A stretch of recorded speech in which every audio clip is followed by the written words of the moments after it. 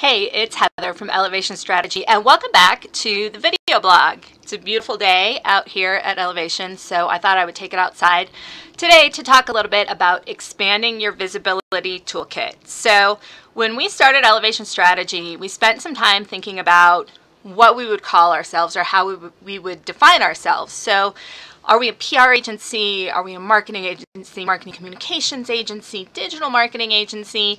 And we ended up netting out at calling ourselves a visibility agency because it felt kind of pleasantly vague. It felt like something we weren't going to have to change all the time, but we also really wanted it to be a conversation starter. So we have such a rich background in media relations that so often when clients come to us, that is the number one thing on their mind is we want to get press. And we totally understand that. We get it. Press is awesome. But in the new kind of communications ecosystem, you can't always be looking at earned to tell your story. So we know that your consumer doesn't just live one place, right? They don't only consume one type or style of media. They're out there, they're consuming sponsored content, they're consuming advertising content, they're going through their day-to-day life and seeing kind of what's happening word of mouth wise or who's actually doing things out in the real world, right? So having a more integrated strategy, for one thing, is going to get you in front of your consumer in a much more effective way.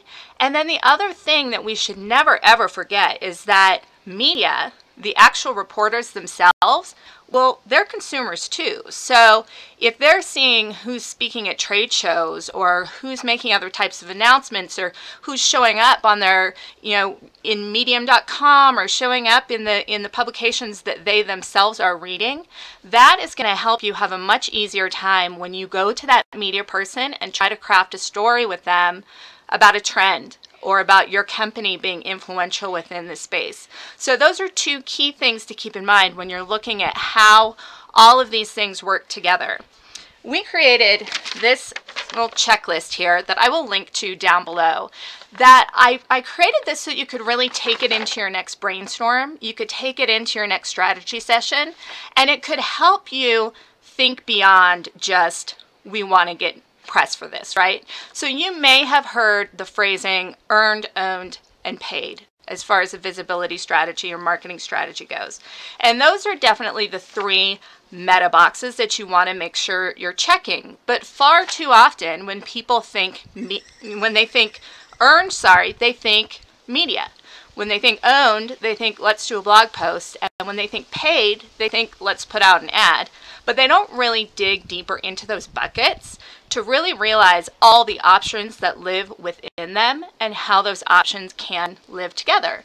So this document was just kind of a cursory way that we wanted to help you broaden your thinking. So when we're looking at earned, yeah, we definitely have media in here, but there's also speaking opportunities. There's also writing a really nice, juicy byline article and actually pitching it on its own validity out to something like a medium.com or Forbes.com that are very picky about the type of content that they pick up and have some really valuable eyeballs that look at that content.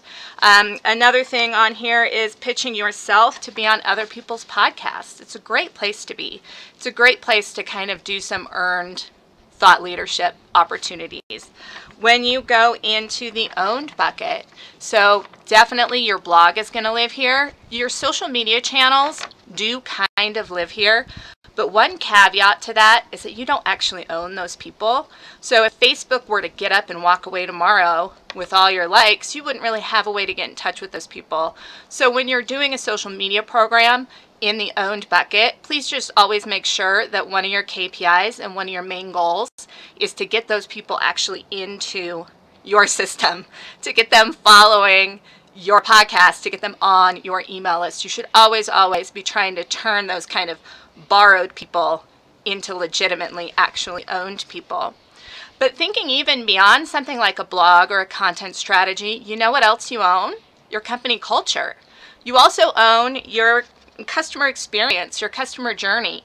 Is there something you can do in that to make it a little bit more remarkable? That's something that certainly will pay dividends when it comes time to try and get that earned media.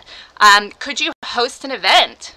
You know, there are lots of companies nowadays that are putting together their own cons, that are putting together their own, you know, sit-down salons with other people in the industry. Could you own something like that? So there's lots of things you can do in that own bucket. And then finally, paid. You know, for a lot of us who came up in an earned is best kind of mindset, paid was a dirty word for a long time.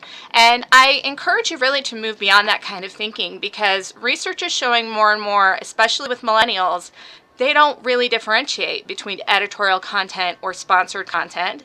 The opportunities for truly owned or truly earned product reviews, they're going away day by day as media is changing. So if you have a really feature-rich product and you want to make sure somebody influential dives in deep and really looks at that product, you may want to be looking at doing some paid reviews that then you can take and you can use on your social media channels. Those are still going to be seen as just as influential, and you can make sure that the person is giving your product the time and attention it deserves. That's going to pay far more dividends than being one in a list of 5 things you should throw in your gym bag this season if you really, really want somebody taking a deep dive look. So there's lots of opportunities in this paid bucket, especially things like satellite media tours and things like that, that people on the outside don't really understand in the same way that marketing and visibility PR specialists do. So if you would ever like to sit down with what's going on in your company and have a talk through a list like this, just to make sure that you're hitting all the different buttons that you can from a visibility perspective, please do drop me a note, heather@elevation-strategy.com. Otherwise, I would love to know what kinds of questions we can be answering for you on this video blog. So if you want to just put down in the comments below a question that you'd like us to answer on an upcoming episode, that would be awesome. Otherwise, I hope that you really have a wonderful rest of your week. Thanks for stopping by.